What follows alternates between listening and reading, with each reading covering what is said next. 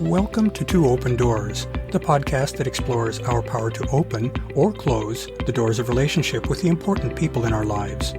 We hope you'll learn from and share your wisdom with our community. Thanks for joining us.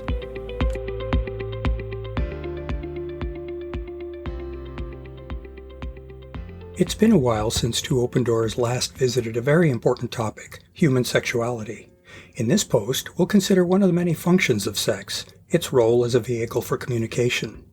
We'll examine why sexuality and its cousin, sensuality, can be especially powerful in telling a partner what we're feeling, what we desire, and how we see that partner.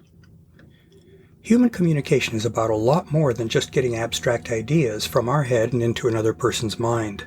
Yes, ideas are one of the classes of mental images that we can seek to share.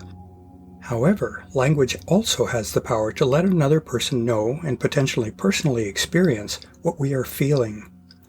Just as the mirror neurons in our brain are the basis for emotional empathy, through which we can in a real sense feel what someone else is experiencing, so too language lets us inhabit the world of another person's ideas. Those ideas can include knowledge, that is facts, beliefs, perspectives or attitudes, as well as the feelings that we associated with those ideas. When we are sharing an intimate experience with someone, we are inviting them to join us in our world, and we are accepting their invitation to join them in theirs.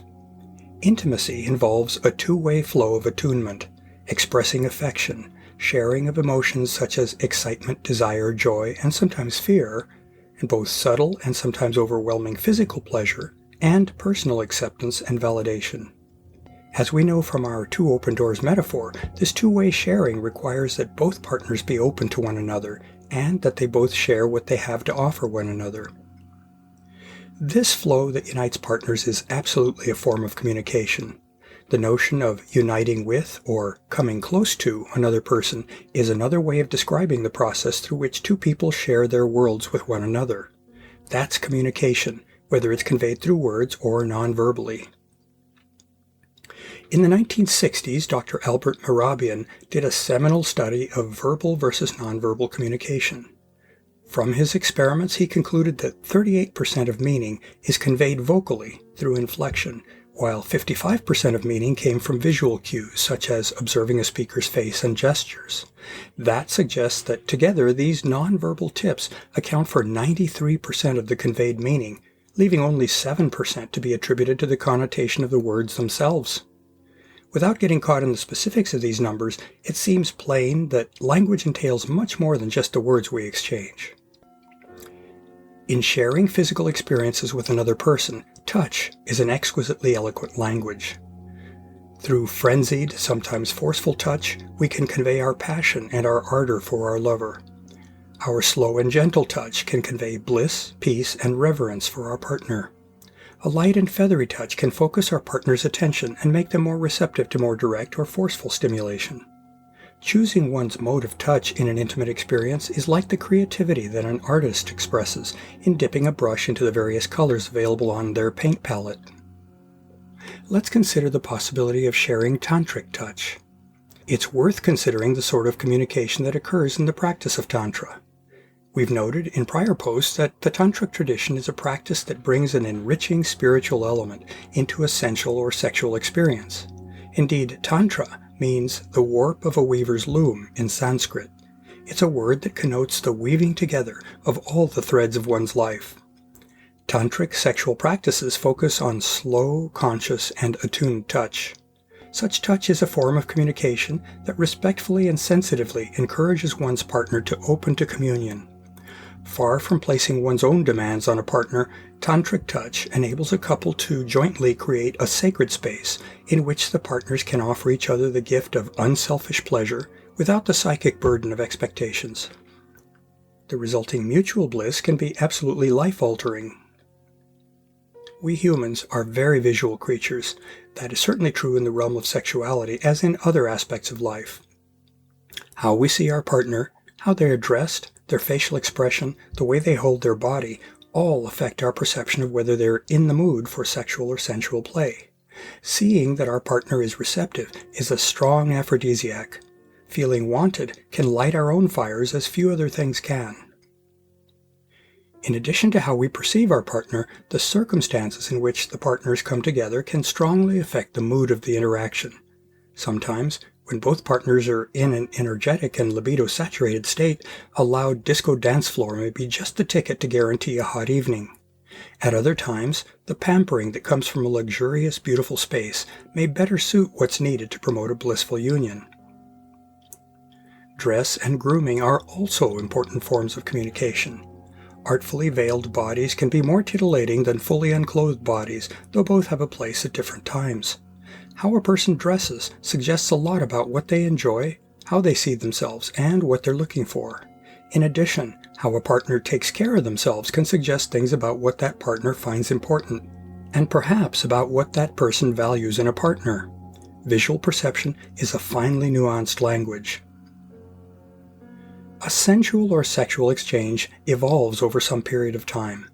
In Western cultures, we have a notion of foreplay that precedes a real sexual exchange. In reality, sharing pleasure with someone can't be cleanly broken into such phases. That perspective treats sex as something that's transactional. Both partners give something, and they get something in return. That exchange occurs over some fixed, often short period of time.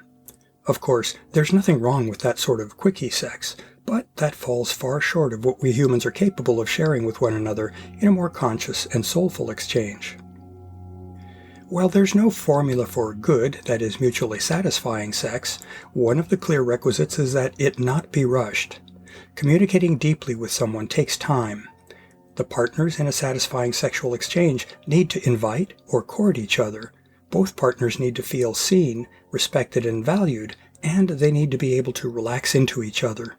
All of that takes time, anticipation, and preparation.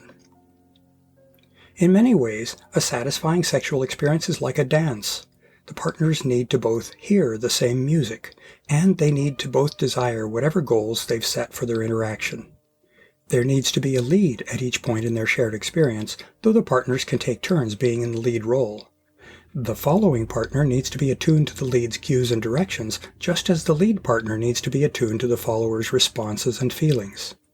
The tempo needs to suit the couple's mood and the amount of quality time that they have available. If the partners are well matched, attuned to one another, and open to their evolving experience, pleasure and positive energy can flow freely between them.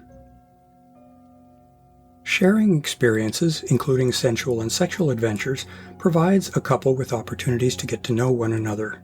Sensual and sexual delights are the fruit of adult play. Good sex can be among the deepest experiences that we humans are capable of. That deserves respect and some reverence. Still, the childlike joy that we can give each other in an intimate union is undeniably fun.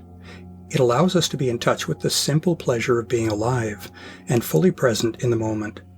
Sensual and sexual sharing can enable a couple to create glowing memories that can long outlive the experiences themselves. To round out our reflections, we can entertain how spirituality can manifest itself in sex.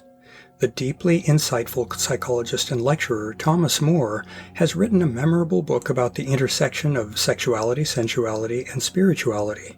His work, called The Soul of Sex, suggests that our sexuality provides a subtle language with which we can explore our deep union with a partner, as well as with the entire world around us. He recommends living an Epicurean lifestyle, named after the Greek philosopher Epicurus, who made similar recommendations 2,300 years ago, in which simple but deep pleasures give life meaning. If the goal of communication is understanding, then knowing our lover at a soul-deep level is truly the essence of meaningful communication.